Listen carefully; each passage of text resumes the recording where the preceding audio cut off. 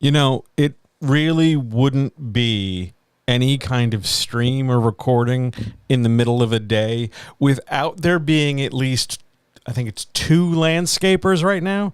There is one, I don't know if you can hear it, directly behind me in my neighbor's yard on the other side of the fence.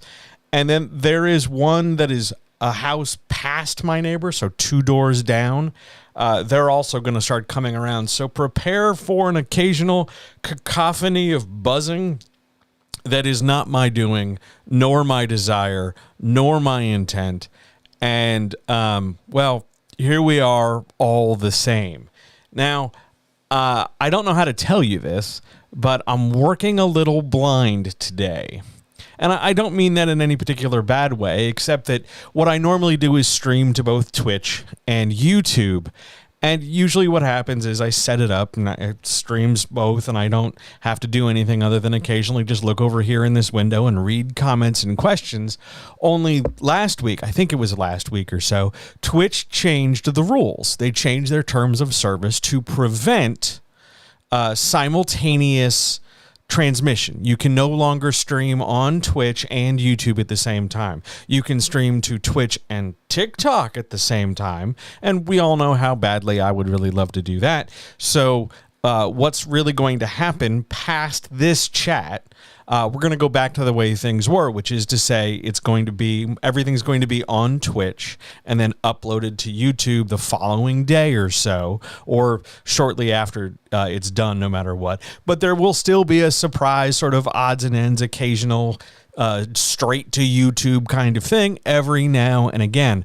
And I apologize for this. This is not my want. This is not my thing. I think this sucks on toast, but all the same, it's sort of the world we live in as more and more platforms collapse and misunderstand what their primary function is in favor of, making more money. So, yeah, here's the thing. Also, it's Tuesday. I know we had tried this last week and it went really, really well, and I'm hoping it will continue to go really, really well. So welcome to a Tuesday rather than a Wednesday night chat. Yes, again, I have more energy. Let's see what trouble we can get into today, shall we? All right. Just remember what I've taught you.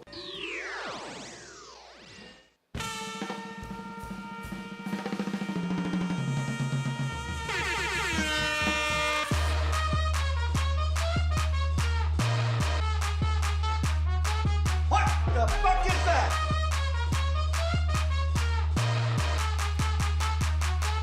Hey, yo.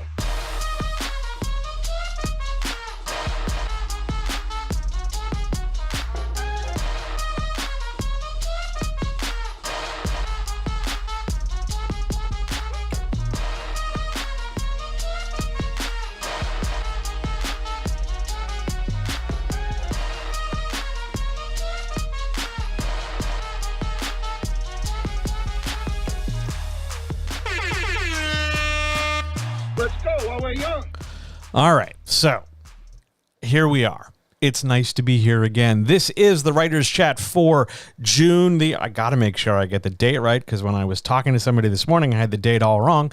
This is the Writers' Chat for June the 13th. And through no fault of my own, I continue to be John, your friend, who's going to help you write better. But first, before we get into some bonus stuff, let's do that intro. Ladies and gentlemen, guys, gals, non-binary pals, friends, writers, makers, doers, pantsers, plotters, nacho enthusiasts, seed preservationists, deck washers, strudel consumers, anybody who knows the really good value of being very, very well behaved, everybody who knows the good value of being not well behaved, anybody who's ever really just wished to get it when they get home, people who get excited about video games, people who get excited about pre-order dates, anybody who can appreciate a really, really, really nice sandwich, sesame seed enthusiasts, takeout food enthusiasts, the people who have to click a pen a certain number of times, people who wash dishes for a living, people who struggle to want to do things but feel like they can't, so they try anyway, and who knows, they roll the dice, and most importantly, the comrades. Oh man, we're here. It has been it feels like it's been 3, 4, 7, 12 weeks since I last talked to you. I have been working because the weather's been fairly tolerable. I have been working in a different room in the house, recording in a different space, sitting there, working with different stuff. And this feels alien. Like I didn't have this microphone and I didn't have that keyboard. And wow, it's really nice to sit here and be back. So, I mean, within 2.5 hours, I'll be back in the other room finishing the thing I was working on, but still, all the same, it's nice to be here. And I have to say this, as I mentioned before the intro, hello, YouTube. I'm sorry, Twitch. Sorry. I'll go back. We'll be flipping that around as we go far along. It really bugs me. It really does. But that's not the only thing I want to talk about. I wanted to address a bonus question, and I don't have the bonus slide because this question literally just like popped up, like 5 minutes before I sat down to press the button. And the question was this. So consider this a bonus question. Hang on. Bonus question sound. Bonus question time. Here we go. Can a genre only allow a certain ending? There's a lot of discussion. There's a great deal of discussion, irritating discussion, the kind of discussion that makes me make a face level discussion, a kind of discussion and an assumption on the part of writers that some genres somehow, I don't know how a genre does it. I guess, I don't know. Somehow a genre, you're not allowed to have a certain kind of ending in a certain genre for reasons. I don't know what the reasons are, but it's complete horseshit. Like, it's totally wrong. You are absolutely 1,000 million bajillion % totally and completely allowed and permitted to have whatever kind of ending you want, independent of and no matter because of the genre you're writing in. If you want a sad ending in your romance novel, go for it. If you want a cliffhanger in your horror novel, sure, rock on. Find the ending that works best for your story, no matter what the genre is. What's going to stop you? The genre police? You know how I feel about police. Like, this isn't a thing. No genre has exclusive purview or control over an ending. Let's use a not writing example just to illustrate this. Let's use a food example. Salads. You can put any kind of goddamn dressing you want on any kind of salad you want. You want to stick Catalina on there? Great. You want to stick ranch on there? Sure, why not? It doesn't really matter because it's the dressing you want on the salad you're eating. Now, there are some salads that, conventionally, most of the time, a lot of people put a certain dressing on, like blue cheese or Caesar dressing. But that doesn't mean you couldn't have a Caesar with Chipotle ranch on it. It's not going to ruin anything. It's what you want.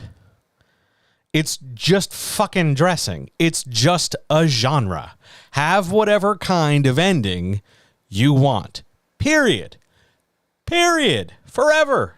Now, I'm a million % sure this is going to come up later, maybe not today, but at some point, maybe it'll find its way onto the podcast, available wherever you get your pods casted. Just search for John Helps You Write Better.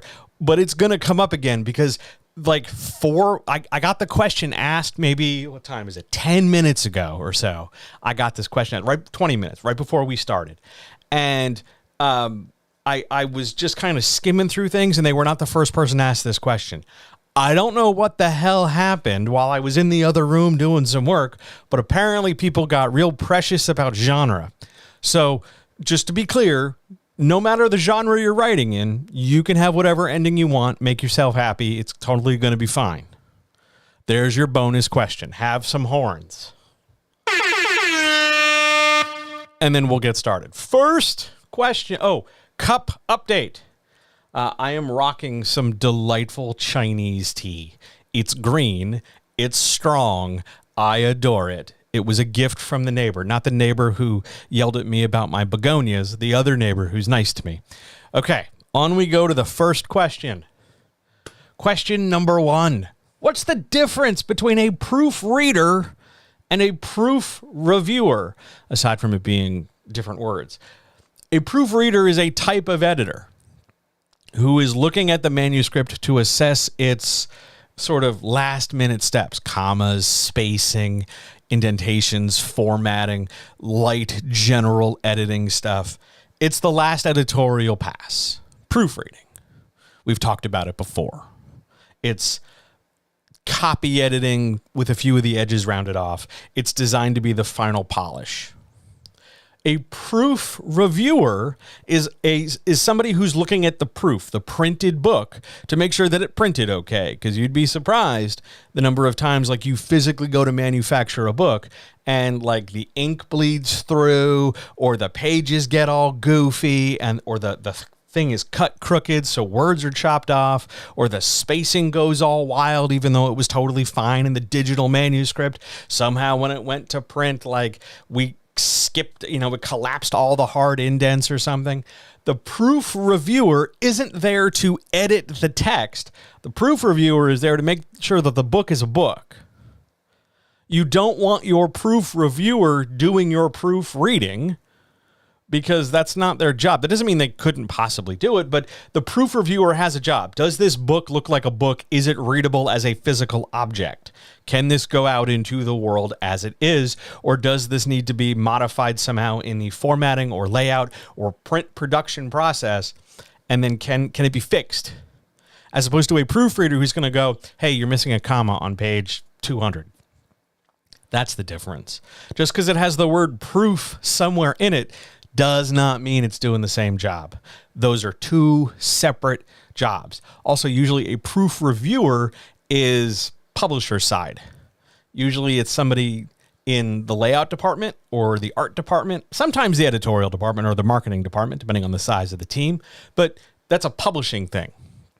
Or if you're self-publishing, you do it, for yourself because you're putting on your publisher hat. A proofreader is in the editorial department. It's a division of labor. Make sense? Awesome. On we go. Question number 2. What's the worst piece of advice you can give someone who's been querying for over a year and only getting rejections? Wow. The worst piece of advice? Okay, here we go. The worst piece of advice. So this would be, I guess, advice I would not want you to follow. That would be the worst thing I could tell you? Okay, sure. Let's agree with that. The worst thing you could do, just keep trying, buddy. Just keep doing it. Just, golly, just keep trying. Change nothing. Worry about nothing. Just get out there and send it to a few more people. That would be the worst piece of advice. I think that's worse than telling somebody they need to strip everything down for parts and start all over.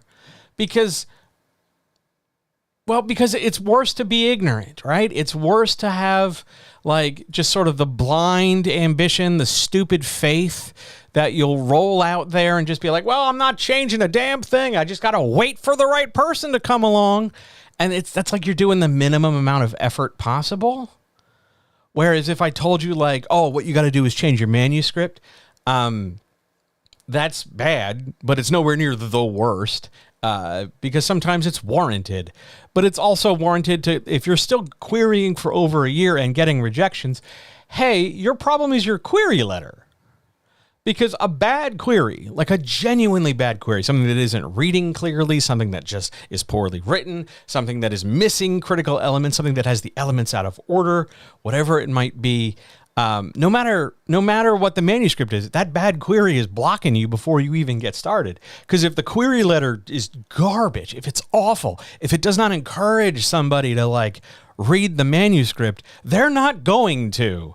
They're not going to look at it and go, wow, that query is really bad. I better just double check the manuscript. No, you're going to look at the query letter, see the query letter is, and then maybe take a look at the first page of the manuscript, having already been biased because of the bad query, and assume that the manuscript is written in the same poor quality as the query letter, and you're just going to get rejected. And that assumes it still happens.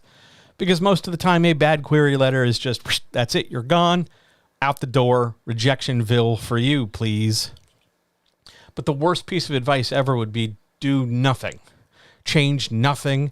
Keep trying the same thing you're doing and somehow hope for the same result. That's the worst piece of advice. On we go. Man, we're on a worst piece of advice streak. Question 3. What's the worst piece of advice you can give a writer who's been stuck on their first manuscript for years? Again, if we're following the idea that this is the worst thing I could tell you, the absolute least helpful thing, okay, it's very similar to the previous question. Just keep going by yourself. Just keep doing it. Just struggle. Just, that's what's going to build character, like my dad in shoveling snow.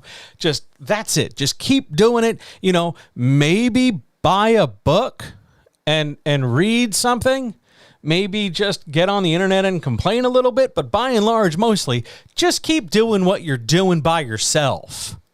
Don't ask questions. Don't look for help. Don't consider getting some tools or some skills. Just keep doing the same thing you're doing. That would be the worst piece of advice. And I should point out, I saw somebody give this advice today. I was scrolling through, this was early this morning. I was scrolling through social media trying to see if I could get any kind of detail on a completely unrelated thing. And I found this discussion between a writer and a writer, or writer A and writer B, let's put it. And writer B was wondering, how the hell they were going to get going and why they were taking forever on their first manuscript, and they were feeling really discouraged.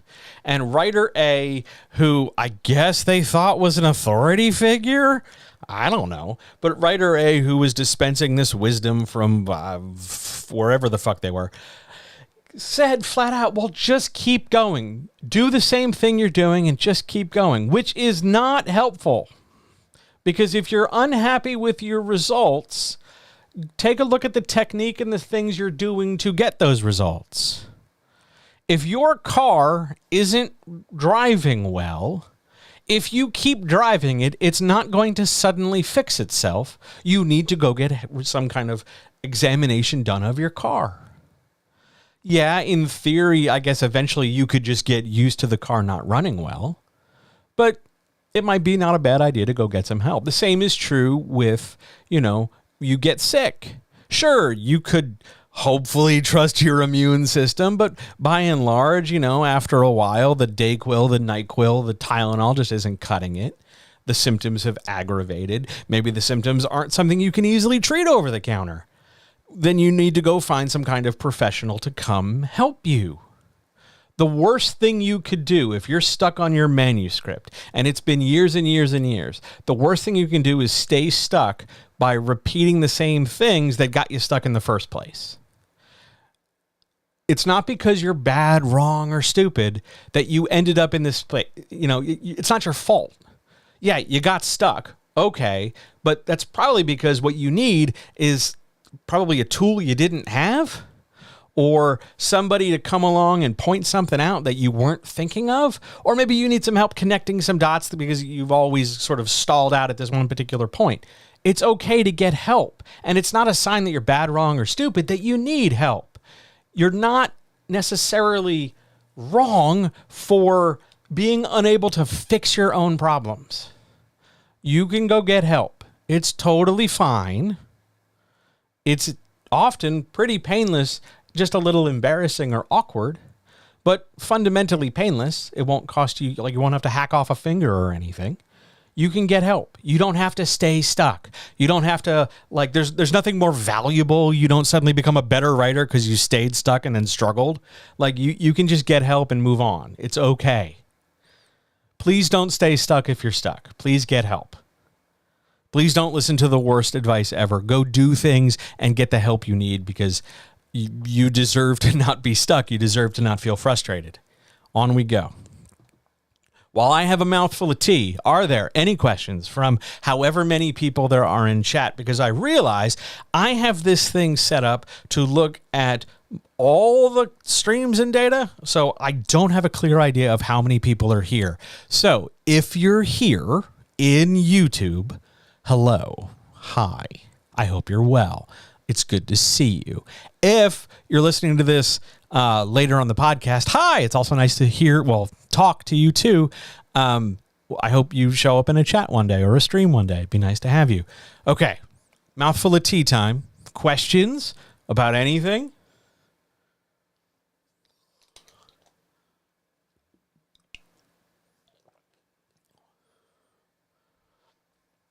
All right.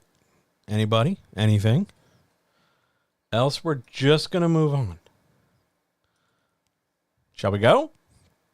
Are we good? This thing's telling me I have 3 viewers. That's rad. Thank you. Awesome. Love that. Okay. All right, let's go. Shall we move on? Yes. Question number 4. How do you write a racist villain without getting flack on social media? You can't. You can't. You're going to get flack.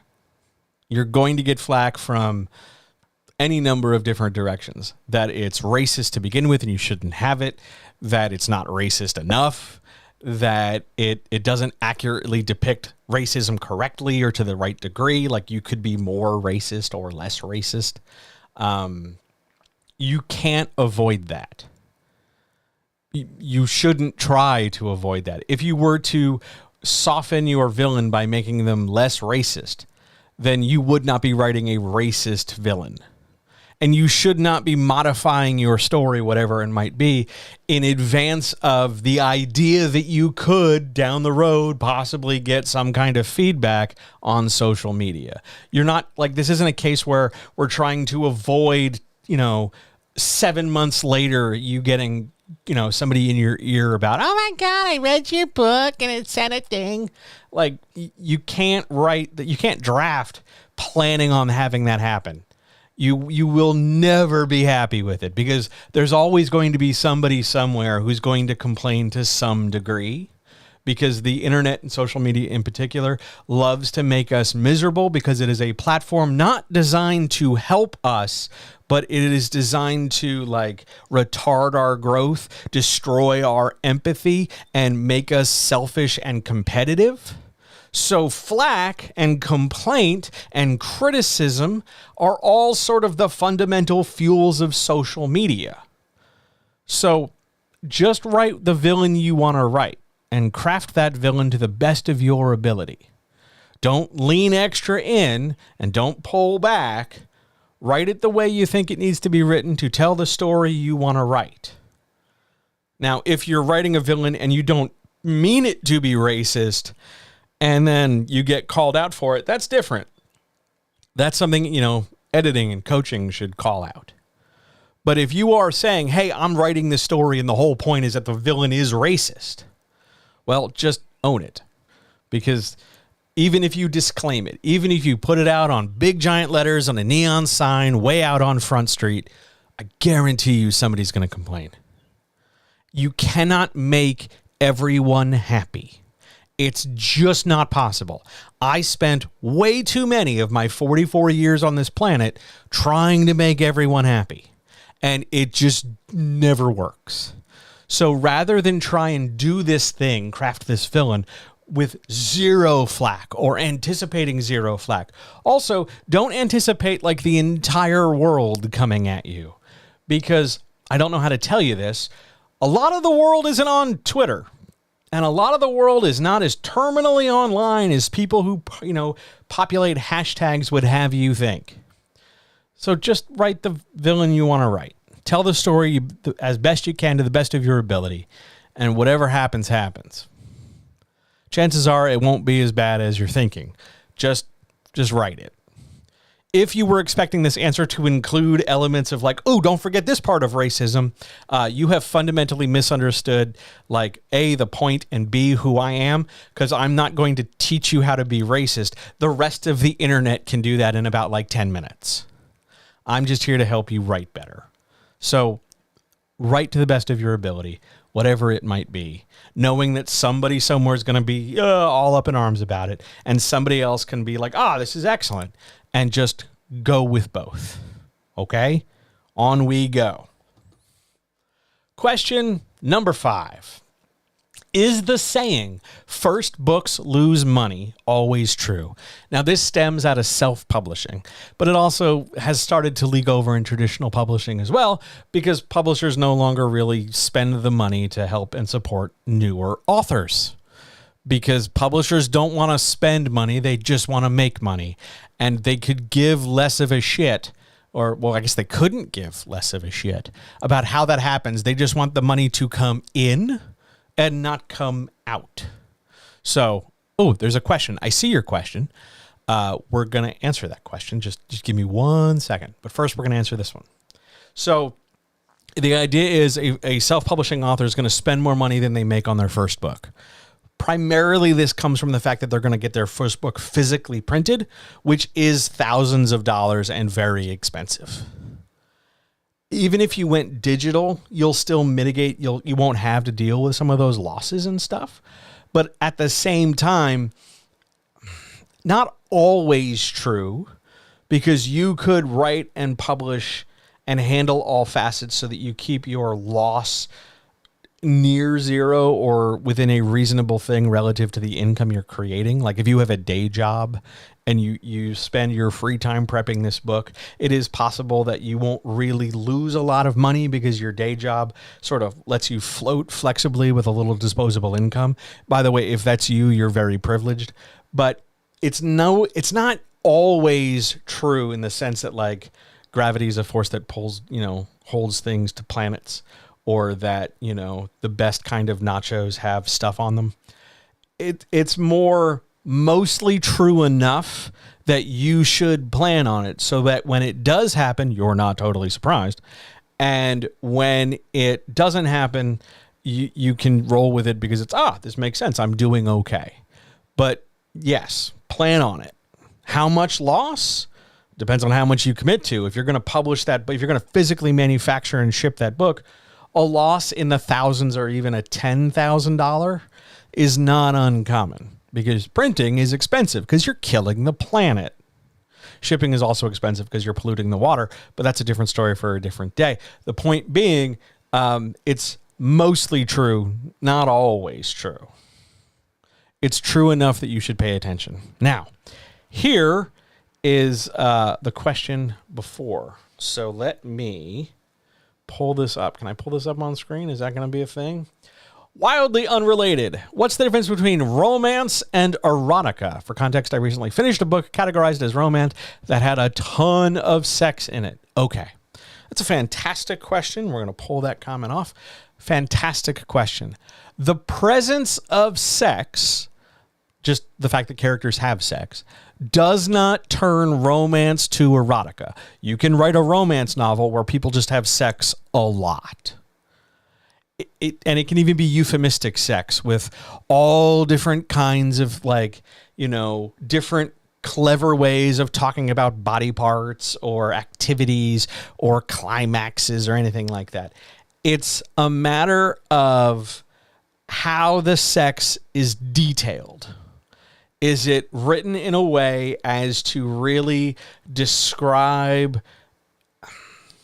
It's a level of detail and a quantity of detail is probably the easiest way to say it. It doesn't matter if we just describe, penetration, here we go, and then penetration all the way to climax. Great, fine, whatever. But if we were to hyper detail every step of the way, all the things, all the body parts and elements involved, and all the actions involved, and all the elements of each step, and we were to detail it beyond just the sense that, it's happening, but to detail it in a way that you want the reader to really hyper focus and be aware and imagine that level of detail, that's the transition to erotica. The more, I'm going to use the word graphic, but I don't necessarily mean the intensity, because you can have loads of different, I'm going to make air quotes, kinky, it's not the best word for it, but you can have loads of different kinds of sex and loads of different sex acts, penetrative and not, and still be writing romance. But the minute things get very visceral, the minute things get very explicit, that's probably a better word, and the minute that explicitness becomes highly detailed, that's the jump to erotica. Romance is focused primarily and built around the idea of feeling an emotion. I love them. Whereas erotica is, to put it simply, I fuck them. It's about the sex of it. The quantity of sex and whether or not the sex is the quantity is not an issue. It's whether or not the sex is the primary focus versus the romance and relationship that comes, that's a pun, in addition to or in conjunction with the sex, if that makes sense. But just having a lot of sex can be just a romance novel. Great question. Love that question. Here's another one. Let me see if I can pull this one up too. Is there really a formula for genre hopping, or is it just a marketing thing? Do you mean, is genre hopping a marketing thing? Do you mean, now I have some more questions.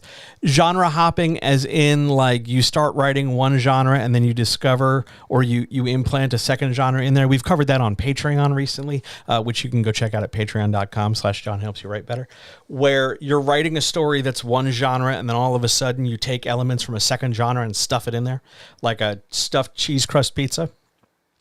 There are formula to help switching and transitioning and combining genres together.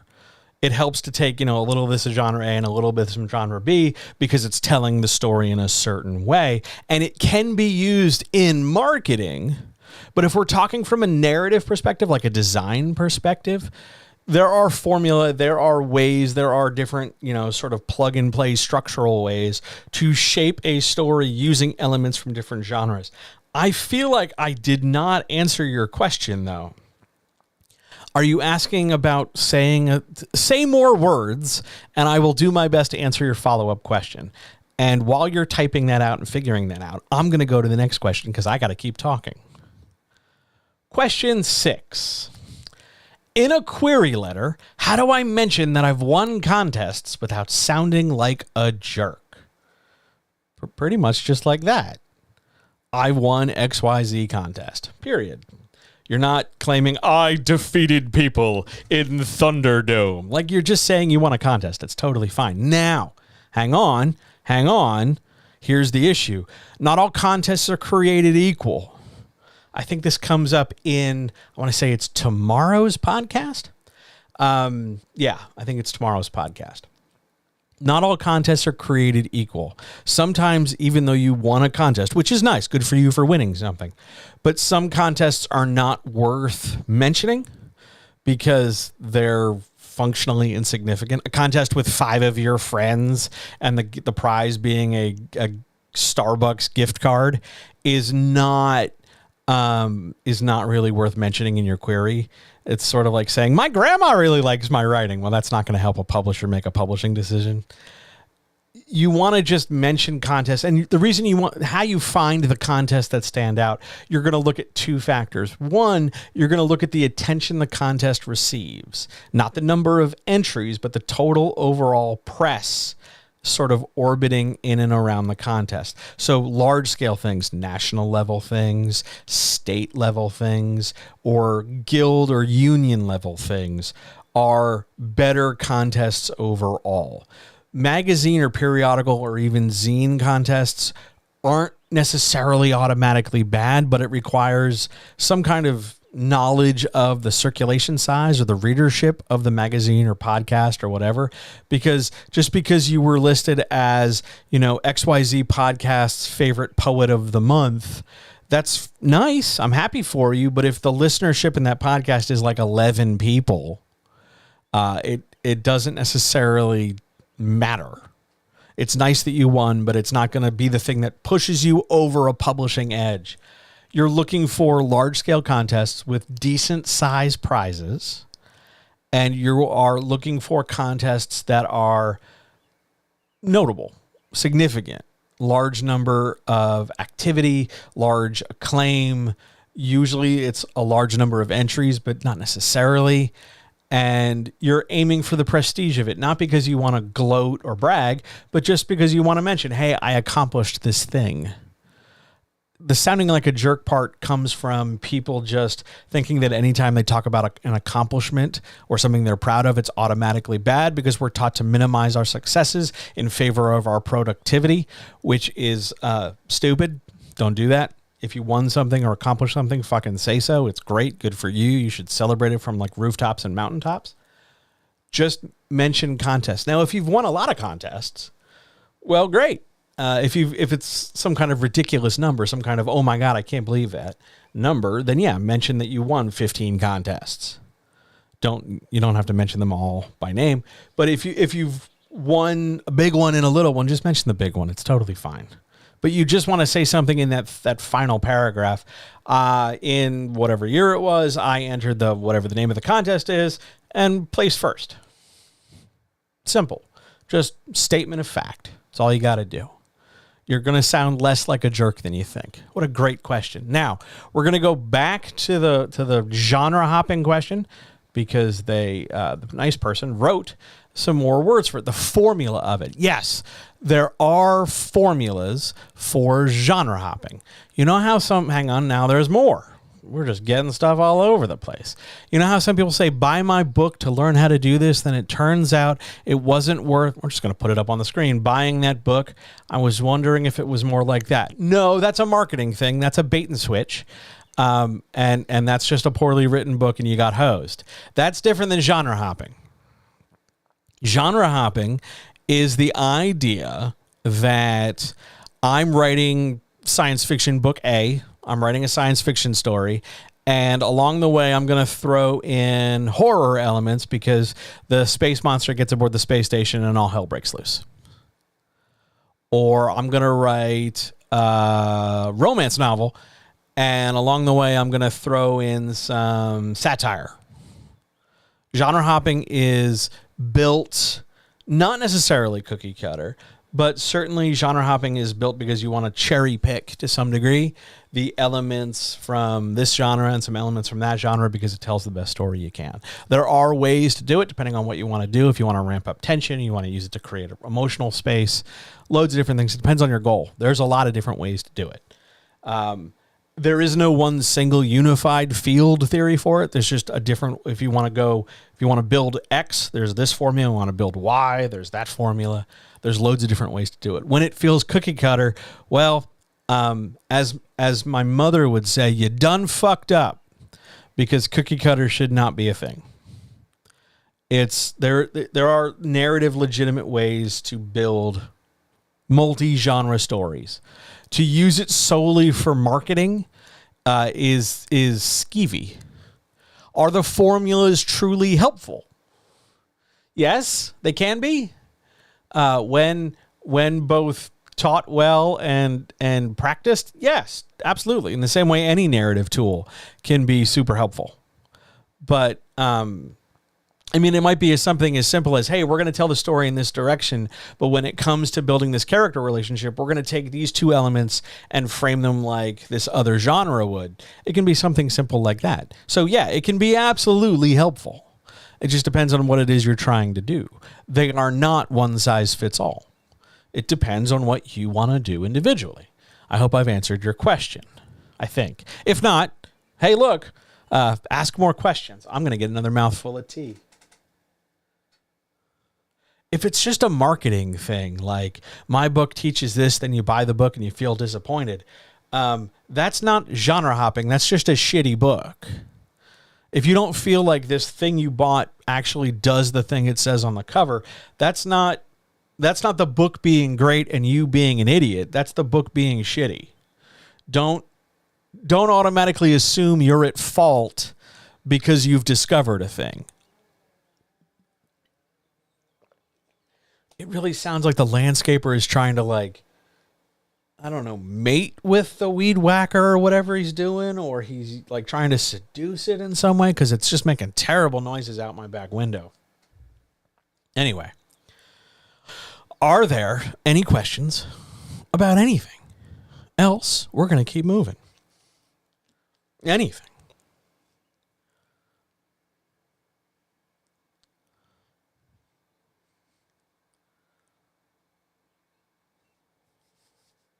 Shall we go? I don't remember. I know the delay on Twitch is about 6 seconds. I do not know what the delay in YouTube is. I'm assuming it's about the same. So, we're going to go.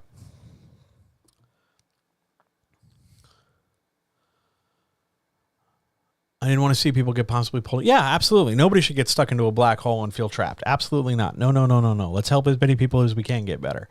Question number 7. How do you, meaning me, not get totally frustrated with writers when they're making more excuses than progress? Man, I used to.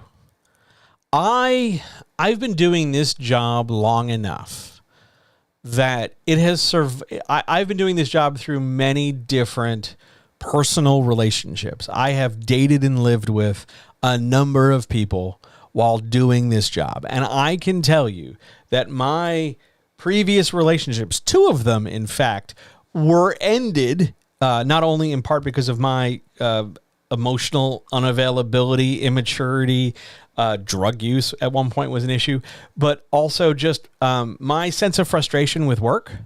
Because I used to get very, very frustrated. I used to rant and rave and take my frustration with a writer and I dump it on my relationship and either expect them to just weather it or fix it. And they never could, because weathering it is unfair and fixing it is impossible because it's a completely different person with a completely different problem. And I used to just throw my frustration around just to bludgeon everybody. It was really, really unhealthy. It was a terrible, terrible thing to do.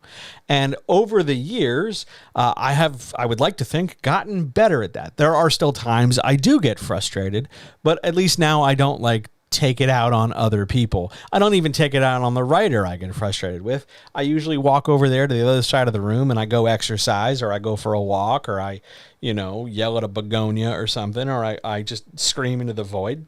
There are ways I handle my frustration, because few things in this world are frustrating like a writer who swears up and down how important their work is, and then they never get around to doing any damn work.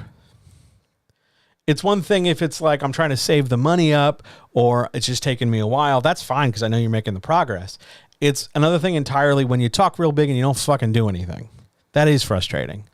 So I do get frustrated. I think every editor and coach I know gets frustrated. It's just that we don't talk about it. And we don't talk, well, a lot of people don't talk about it for 2 very simple reasons. One, when we talk about it, we chase off people who are on the fence because we don't want to be labeled as complainers or grouches. And the other reason is we don't talk about it because it doesn't do anything. I can be frustrated with writer X. I can be frustrated with them for months, weeks, and years. But at the end of the day, me being frustrated does not compel them to sit back down and write. It doesn't compel them to come back and finish their work or start their work or go forward in any way. That frustration is valid. It's a legitimate feeling I'm having. But at the same time, it's a non-productive feeling. I can't suddenly weaponize that. I can't do anything with it other than go downstairs in the kitchen and aggressively chop carrots or something. It just doesn't matter at the end of the day. But yeah, I do get totally frustrated because excuses are things to deal with. They're things to talk about. They're things to explore. They're questions to ask yourself. There's challenges and issues there. Is it fear? Is it doubt? Is it something that you need support on? Do you just need a hug? Do you just need somebody to tell you it's going to be okay? Or is it a legitimate thing where you're overthinking a major thing and it's really a minor thing? And I'm not talking oh man, I got stuck at work so I can't make it. That's not an excuse. That's just what happened. But when you are actively going out of your way to make it difficult to do anything and you're in your own way doing it, yeah, that is frustrating. And I no longer manage it with the illegal, illicit tools I used to. Now I manage it in healthy ways. Well, healthier ways, because every once in a while, yeah, I will tell you I have had a fair amount of ice cream just grumpily when I deal with it getting frustrated, or I chug one too many caffeinated high fructose corn syrup beverages because I'm agitated, and just give me 5 minutes and I'll be fine. It totally happens. It totally happens. I don't want to give the impression that I walk around in some Zen cloud, because I most certainly do not. It happens. On we go. Question 8. What should the point of a writing community be? Well, oh boy. I'll say it like this. There are a lot of writing communities, from Facebook groups to Discord groups to hashtags. A writing community, no matter the platform it's on, should be actively helping its membership, its population, get better. to whatever end, whether that's bringing in experts to help them accomplish goals or teach a particular class or something, or give them some kind of tool like, hey, if you come on this particular day with your pitch, you'll have somebody who will hear your pitch and you can move forward or something. Like it shouldn't just be to take up space and just say you're a member of a group if the group's doing nothing. That group, the writing, that community should be actively supporting and encouraging and educating and reinforcing its membership. You join this community because you want help, because you want to get better. And the people around you do too, and you're all in it to lift yourselves up. Not to complain and pull each other down, not to form cliques, not to just join and sit there. The point should be to get better. And if the group is not helping you do that, it's time to leave that group. Groups that don't do that, I don't understand. I see a lot of people. I see hundreds of people join all these different groups, and then they don't do anything. They don't ask questions. They don't, bring up examples. They don't ask for help. They don't show that they're doing anything other than just sort of taking up space. That's not a community. That's a bus stop. That's not going to help you write better. That's just a place to take up time and space. I think communities, whether we're talking about writing communities, art communities, philosophical salons, friendships, care groups, rifle clubs, mutual aid societies, all that stuff. I think the point of them should be to be active in helping their members and address their greater good. So if you're in a community, if you're in some kind of community whose job it is to help you write better, they should be giving you the tools, bringing in the experts or sharing or, dissecting or in some way giving help to help you improve, and then encouraging more people to come in because of that help being available. That's it. That's what I think a community should be. Not whack Zanerific trivia night. Not, oh boy, howdy, we're just going to sit around and talk about stuff. Like, I understand that there is a time and place for not writing-based chat. Like, sometimes we need a little space to blow off some steam. It's cool. I don't necessarily always like it, but I get it. But if that becomes the predominant function of the community, you've sort of lost the mission there. That's what I think a writing community should be. And that's why I say quite clearly that a lot of the hashtags and all that stuff aren't a community, because they're not really doing anything. They're individuating rather than collective. Great question. On we go. Question 9. I was told my query lacks, in quotes, a spark. What does that mean? Well, I'm going to put this as plainly as possible. You wrote a boring query. That's all that means. Your query did not engage people. Your query was not exciting. Your query didn't have a particular kind of standout element or a series of elements that really pulled it together. And it was just sort of flat. It just kind of sat there and, yep, well, okay. So you mentioned a character and you mentioned a plot. It doesn't really feel very exciting. It doesn't really feel very engaging. It didn't have drama. It just kind of was a presentation and statement of facts, like I was reading a weather report. That's a spark. You need a spark. That doesn't mean your query has to be like a big Michael Bay explosion or something. It just means that it needs something to hook and engage somebody's attention and push them and drive them towards that manuscript. Why we, I can't say we because I no longer do it, but why publishers and stuff never explain that is because, one, they're insulated when they're vague. Because if I just say it lacks a spark and then I leave you alone, you are left to figure that out on your own, and I don't have to try and explain myself, which means I never have to stop and do any particular thinking about what I mean. And two, it means I no longer have to engage with you. Because if I don't follow up and go, okay, really what I'm looking for is a story that does X, Y, or Z, or grabs me this way, or I'm looking for something that will, press this button in me or evoke this feeling. Because if I can get away with not telling you what I want, I can always keep you guessing. That's how gatekeeping works. That's sort of the whole point of the query system. Guess what I want, and I'll let you know, because I know it when I see it, so you just keep trying. How that doesn't become a hamster wheel of frustration for every human on the planet, I don't know. But when we say it lacks a spark, it's because you wrote something really dull. And if I were just to tell you, hey, this is boring, you'd probably get too discouraged, and then you wouldn't come back and keep running this hamster wheel. But if I say something nebulous like a spark, yeah, you got to keep guessing. So you just wrote something boring. Write a brand new query, grab something engaging. Maybe you're going to build it around character. Maybe you're going to build it around emotion. Maybe you're going to build it around the tension. Maybe you're going to build it around the vibe. I don't know. Find something that's engaging. Make that the big crown jewel of the query and go from there.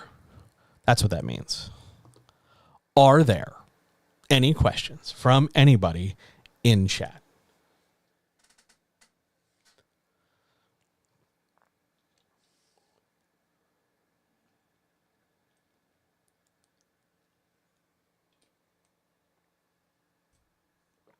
Anything? Anybody?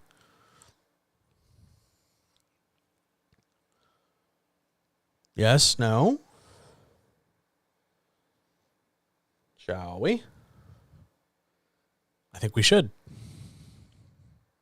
On we go. Question 10.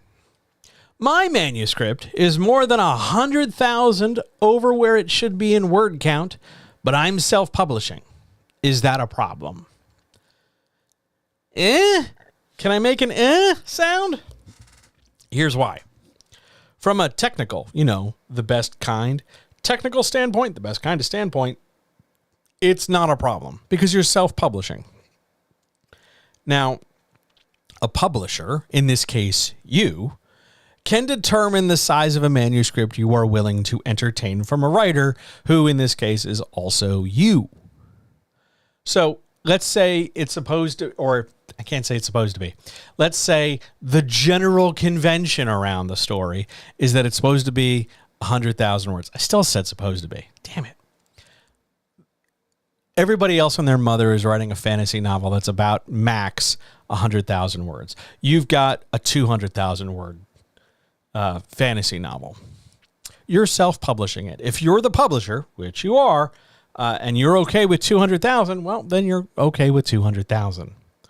Even if 5 other publishers, big companies, small companies, whatever, would say no, you're self-publishing. You get to determine what it is you want. That's the nice thing about self-publishing. You get to be your own gatekeeper. All right? Now, here's the problem. If you were to traditionally publish this, you would encounter pushback because of your word count, no matter the content of your manuscript. You could write one hell of an amazing story, but the minute somebody's eyes go down that query letter and hit the word count, no matter what, that traditional publishing is going to look at it and go, oh, this person doesn't know how to write. This person doesn't know how to make a decision. This person doesn't know when enough is enough. This person hasn't learned discipline. This person doesn't really know their craft. No matter what the manuscript actually says, these are the things that are coming snap judgment just by looking at a number. Because the idea is, if you go over this number, all of these things must automatically be true. You're undisciplined, you're lazy, you're stupid, you don't know better, all that stuff. It's not true. There's no basis for these conclusions, but yet traditional publishing makes those conclusions because everybody else, does it one way and they want you to do it that way too. It's a bridge argument, meaning if everybody jumped off a bridge, would you do it too? Everybody's writing a novel of a certain size. Why aren't you? That's part of the traditional argument. The other part being more word count means more pages, which means more expense because it costs more ink, it costs more paper, produces a larger book, more pages, so it's heavier, so it's bigger to ship. That's the other part of the factor. You're self-publishing, probably just digitally, won't matter. However, readers, when looking at whether or not they're going to buy your book, might have a different version of the idea or argument about its word count. Traditional publishing assumed you were an idiot. Readers might just go, oh, I bet this thing's really dense. Ugh. Not necessarily the same argument, but this is why, at least in digital spaces, you can offer a sample. So that even if, there's an extra 100,000 words, but your sample makes it easy to read. Oh, shit, this is really good. I want to keep reading. Let me get more of this. There comes a point where you as a writer, particularly you as a writer when you're self-publishing, has to just decide, hey, word count is an arbitrary, stupid rule. I'm just going to tell the best story I can because I'm the one putting it out. And then you just put it out. Because self-publishing can really be a huge boon to a lot of writers. That doesn't automatically mean it's bad. It just means this is the avenue for publishing I have chosen versus other avenues I could have gone. It is not specifically a problem just because your manuscript is huge. Now, having said that, hang on. If your manuscript is 100,000 words over where it should be because you don't know how to finish the story, or because you've padded it, or because you have, just gone on and on and on and on and on and on and on, and it didn't really come together, but you figured you should just stop writing, that's a different issue. That's a narrative design thing. That's where you bring in an editor. That's where you get a writing coach. That's where you get some help. That's different than my thing is done and it's nice, neat, and polished. It's just bigger than everybody else's. One is an intentional design decision. The other is a I'm throwing everything at the wall decision. That's where the problem comes in. If we're talking finished product, well, then we're cool. But if this is still a thing in process and it's still growing and amassing, and you don't know why, or you don't really know how to fix it, or you're trying to aim for the lower word count number, but it just keeps like metastasizing like the blob that ate Cleveland, that's where you step in and get help. So not always a problem, sometimes a problem. In your situation, maybe a problem. Depends on the context of your thing. Thank you for your question. On we go. Question 11. Which is better for a writer, ambition or discipline? Oof. Okay. If you've been with me a long time, years, you know how I'm going to answer this. Discipline is always better because anybody can be ambitious. You can dream real big. You can talk a big, huge game about how that story you haven't fucking finished past half the first draft, you're going to somehow turn it into a Netflix streaming opportunity. Or, oh man, I'm going to sell the movie rights when you haven't gotten past chapter 2. Anybody can be ambitious. Ambition without effort is masturbatory daydream. Discipline, showing up and doing the work, and working your way through it consistently in pursuit of that ambition, discipline is always better. You get a case of the I don't wannas, but you still got to get the writing done. You get distracted because it's real sunny outside. You get distracted because you're reasonably certain that person was flirting with you. You get distracted because work was so busy. Discipline is always better for a writer. Always. Because once you're disciplined and consistent as a result of that discipline, you can have all the ambition you want because you'll know you'll be making progress towards getting it. That ambition will lead you towards pipe dreams and distant brass rings. One day, when I get my chance, when I win the lottery, when lightning strikes 3 times, when pigs fly, hugely outside the realm of possibility things have to be true in order for you to get your ambition, versus discipline, which says, I'm going to make this happen because here's what I'm doing to bring it closer to me. I'm making an effort. Ambition is not necessarily the most effort-based thing. You can be ambitious and make effort, but ambitious with effort so often falls fickle. I'll do it when the mood strikes. I'll do it when next time it rains. Oh man, it's a Saturday. I slept in. Next time I get up earlier. Ambition can waffle. Discipline delivers. So my answer is discipline. Always. On we go. Question 12. Is a third draft ever a bad idea? Yes. I'm making a face. Yes. It is theoretically possible that a third draft is not necessary. It's not universal.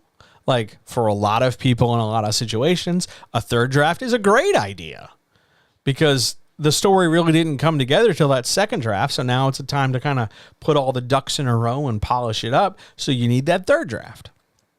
But there are times and situations where, particularly if you're writing something short, like a paragraph blurb or something, and it's not like every word isn't hypercritical, but you just want to get the idea across, a third draft is excessive. So it is not automatically a great idea to pursue a third draft all the time for everything. By and large, though, if we're talking purely manuscripts, third drafts can be great. They can be really helpful for sorting out or catching problems or correcting things. Like if you have a really bad habit of like leaving yourself placeholder notes, or, you need a name for a thing or a time. So you just hit like XXXXX and you left it alone for a while. That third draft is a great time to catch that stuff. So yeah, third drafts are often great, but there are times where a third draft's one too many. But more often than not, do a third draft, would you please? It'll make a difference. It'll help. And now we end today with our 13th question. What are two things that frustrate you, meaning me? What are two things that frustrate me about how writing advice is given online? Only two? Oh, man. Okay. First thing, mouthful of tea.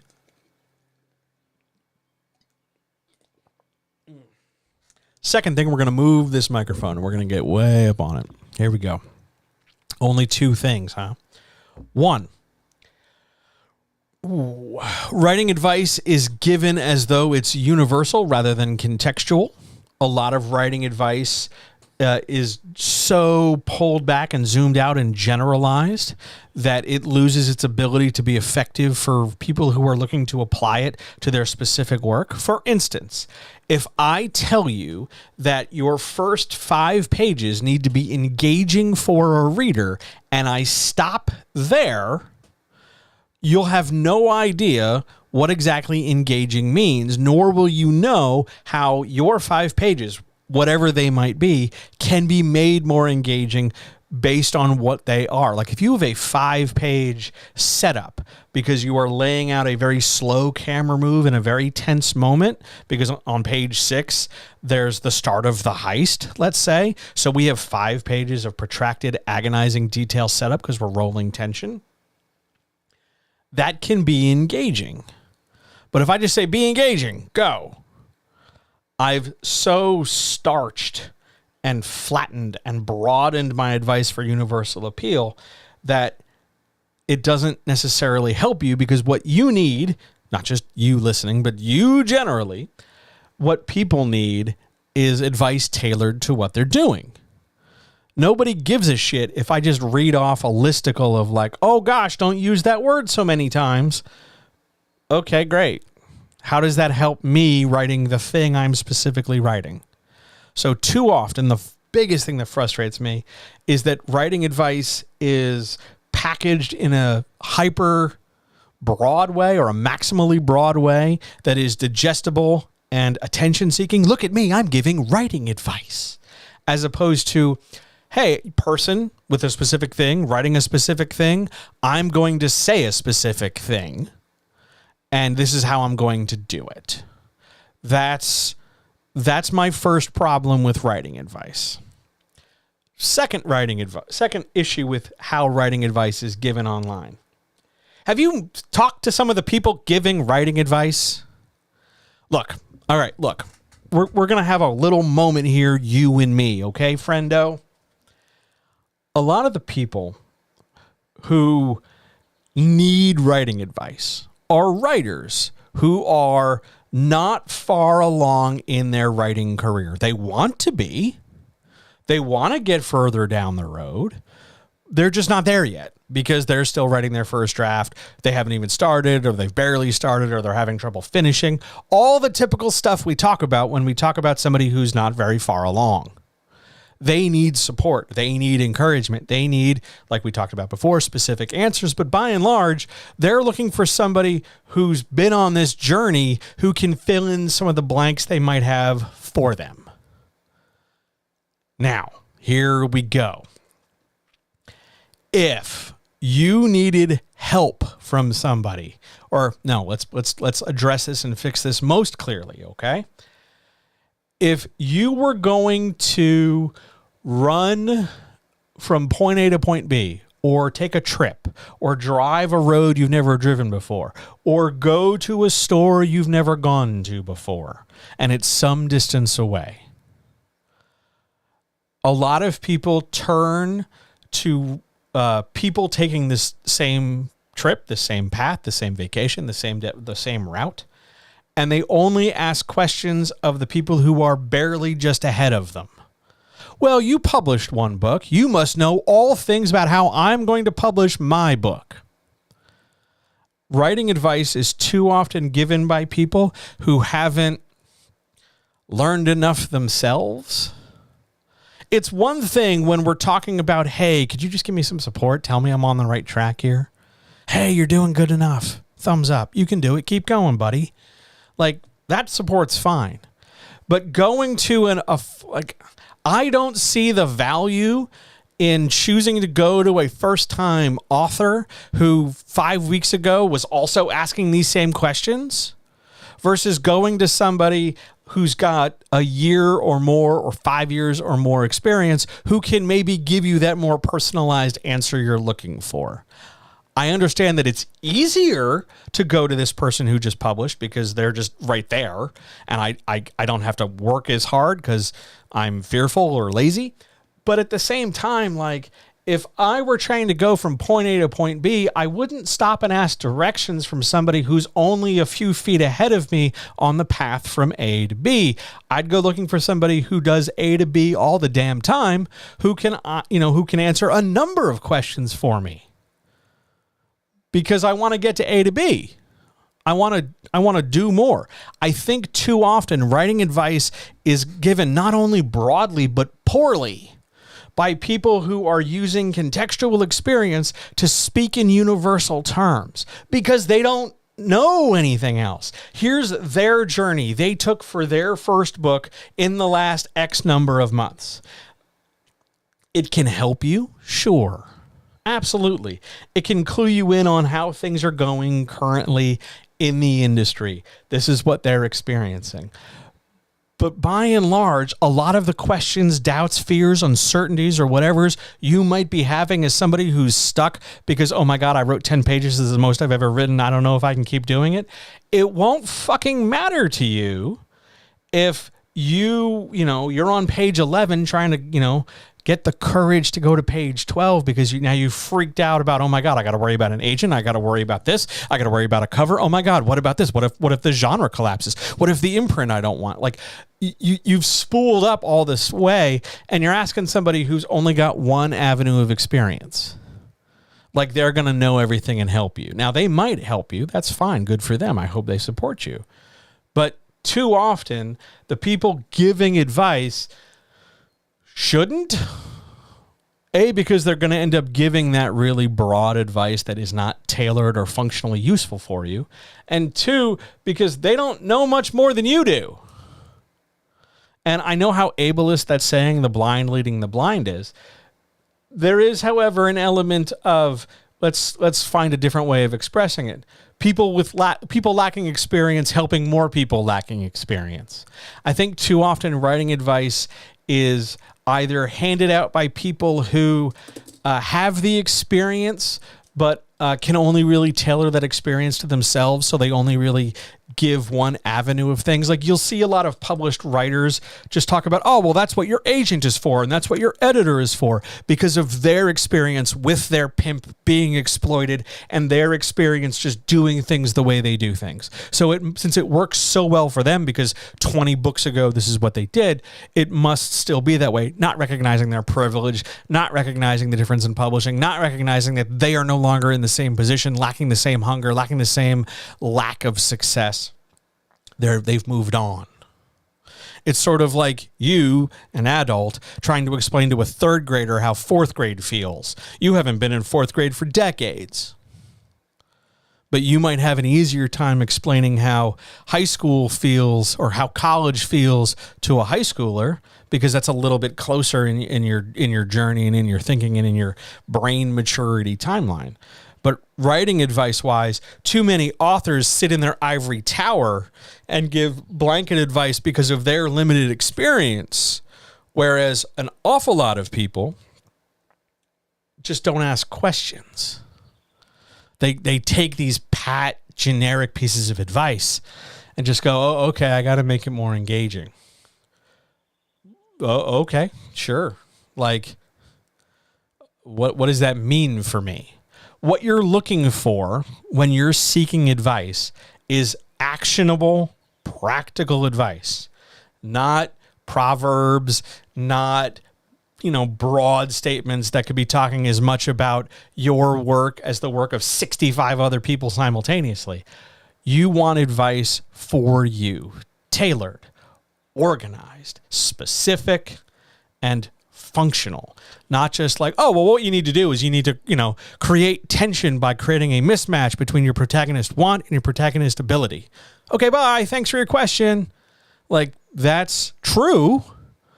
But if you don't understand what the hell that means, I've actually done you a disservice. I've made things worse for you. I've given you unhelpful advice. Writing advice is so often dispatched or dispensed from positions that don't recognize the disparity between where the person asking is and where the person talking is, or it's given so universally and so blandly that, well, it must be true because that's just what we say. Oh, yeah, you need dialogue should sound like people. Okay. It's true, dialogue should sound like people, but if you don't know what that means because you've not yet developed an ear for how people talk, because you've got a small exposure to people talking, so it's only really like the same 5 people, as opposed to thinking about how people talk in loads of different ways, rather than address your lack of exposure to those things or the limitation in your thinking about those things, I'll just feed you broad advice and you can go figure it the fuck out. Those are the things that frustrate me about writing advice. If I can have a third bonus thing, it's that we only seem to be talking about the same 10 fucking things. Here's a protagonist. Here's an antagonist. Here's a flashback. Here's passive voice. Here's how to hook. Here's how to pitch. Oh my God, yawn, stretch, eye roll. Good grief. Can we talk about a new thing maybe? Maybe we could talk about serialization. Maybe we could talk about action beats. How about an action beat that isn't active? Maybe we could do new things. Maybe we could ask some new questions. Maybe we could push ourselves in some new directions without, retreating to academic, walled gardens. Maybe we could actively help people with advice. Shocking, I know, but that's what I think. There you go. There is your 13th question. Are there any more questions from anybody in chat?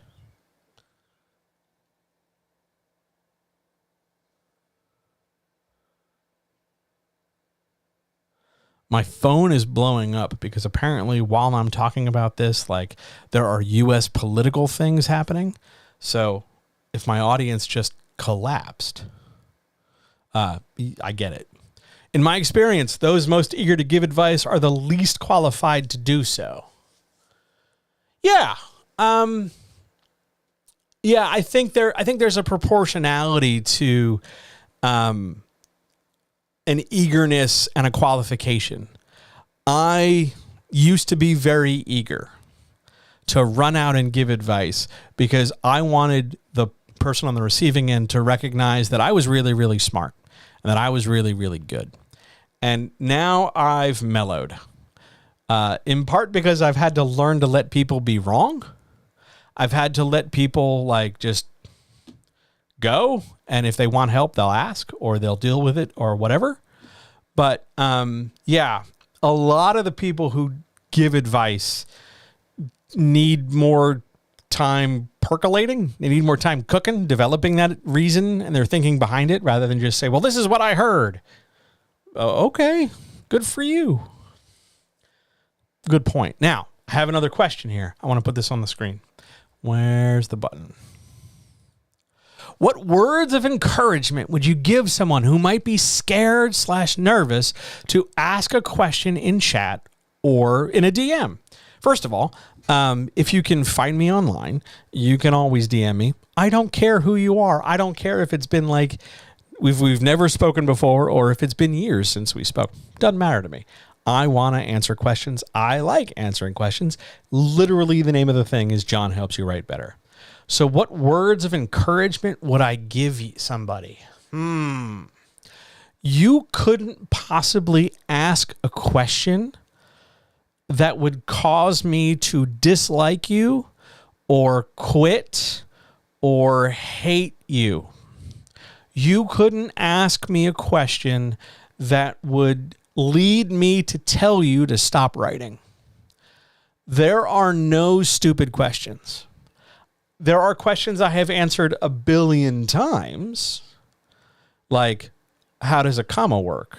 Or what is passive voice? I think I've answered that like on a weekly basis since I started. But there's no problem with you being the 1,000,000,001 person in the same way that McDonald's just keeps serving fast food. Like, they don't get tired of the cheeseburgers. I don't get tired of hearing the same questions. Yes, sometimes I do wish we would talk about more than just the one thing. Sometimes I hope people have follow-up questions. But there is no question you could ask that would cause me, or the answer to that question be, hey, you know what? You should stop writing. Give up entirely. I think it's time you learn like interpretive dance or something. Like there's no question you could ask that would put me off answering. There are some questions I can't answer because you're asking a question that isn't fundamentally a thing I can control or I know about. Like, hey, John, why do I have trouble finishing? I have to ask more follow-up questions to you to get a better answer to give you to answer in the first place. I don't know off the top of my head, especially if I've never talked to you before. But by and large, one, you couldn't ask a question that would make me dislike you enough to tell you to stop. Two, no matter how simple or complex your question is, your question deserves some kind of answer. There are no stupid questions. If you fundamentally and truly don't understand something, whether that's what a term is or what an industry thing is, or why this is this way and that's that way. If you really don't get it, whatever it is, you should be able to ask without judgment. I'm not going to think you're stupid just because you need to know, hey, what's an agent? Or why is it called a publishing house? Because it used to be called a publishing shed, but that's a different story for a different day. There's no stupid question. There's just the question you want answered. If you're scared or nervous to ask a question, well, one of the best ways to be less scared or nervous is to ask your question, to take that risk, knowing that I just said, I'm not going to judge you for asking. You know, if you ask a question and it's funny, like you tell a little joke with your question, I'm going to laugh, but I'm not laughing at you. I'm laughing at the thing you said because it's funny. But I'm not going to sit here and go, oh, God, what fool just asked me about semicolons? Nah, I'll explain semicolons. Sure, no problem. You're not going to get chased off. You're only going to benefit by getting an answer to your question. There's no question you could ask that would prohibit me from answering. So why not ask? You, whomever you are, writing whatever you're writing, are good enough to ask questions, and you are good enough to get answers for those questions. You might not like the answer. Like, your answer to your question might be, well, you have to keep writing. Like, how do I get better at writing? You have to write. You can't just wait for like the writing fairy to show up. You got to sit down and do the work. Or that's not a question you can you can ask anytime, but you can't really answer that question until you're done the draft. Like that's a draft end question as opposed to a I'm 5 pages in question. It can be scary to ask questions. Absolutely, it can be. Because you might get called out because somebody else, not me, but another audience person, might make fun of you. Well, fuck them. First of all, if you do and I catch it, I will kick them out, especially in a space like this. I don't care. I want you to be able to ask questions. Always. Always, always, always. My literal job is to answer questions, so it's not really like you're bothering me.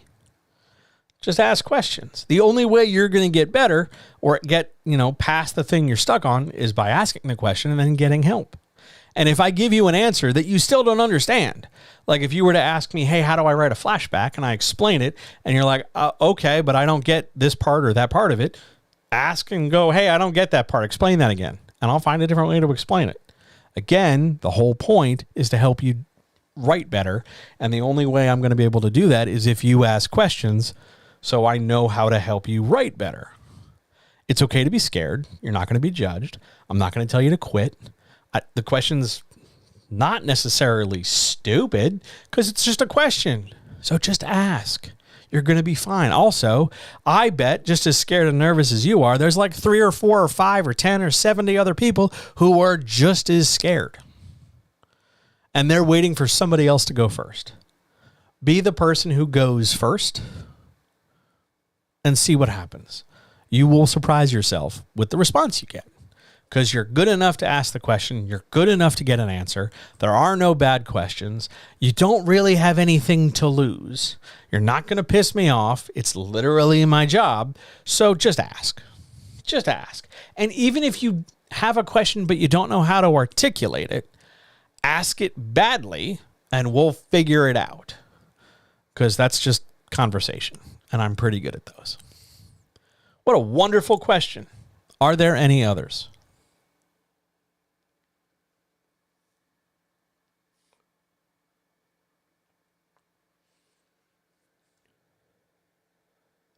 Also, if you ever ask a question and you don't want me to throw it up on the screen, just like make a note. It's totally fine. People do that all the time. Whatever makes you happy. Whatever's going to help you succeed. Other questions, issues, etc. Else, we will go to the outro. You're very welcome. Other questions?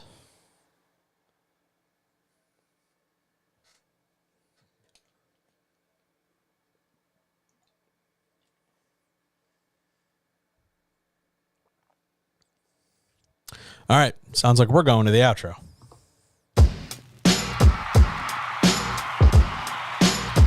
Wait. I have to finish I got to fix that end screen because I'm no longer doing it simultaneously. So that's a note for me. All right. Back to the outro.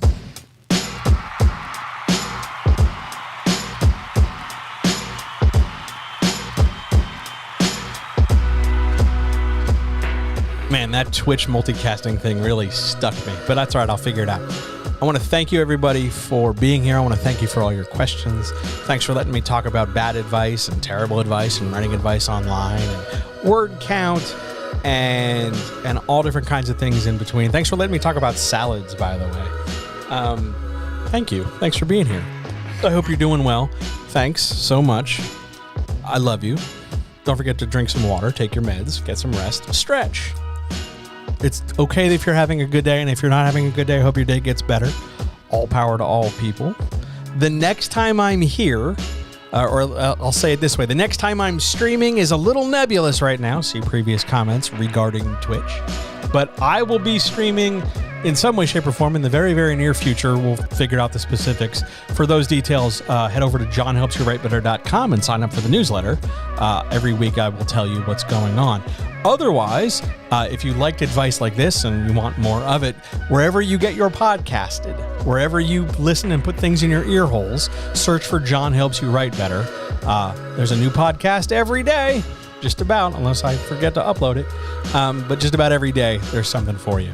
Thanks, everybody, for being here. All power to all people. I will talk to you very, very soon. See ya!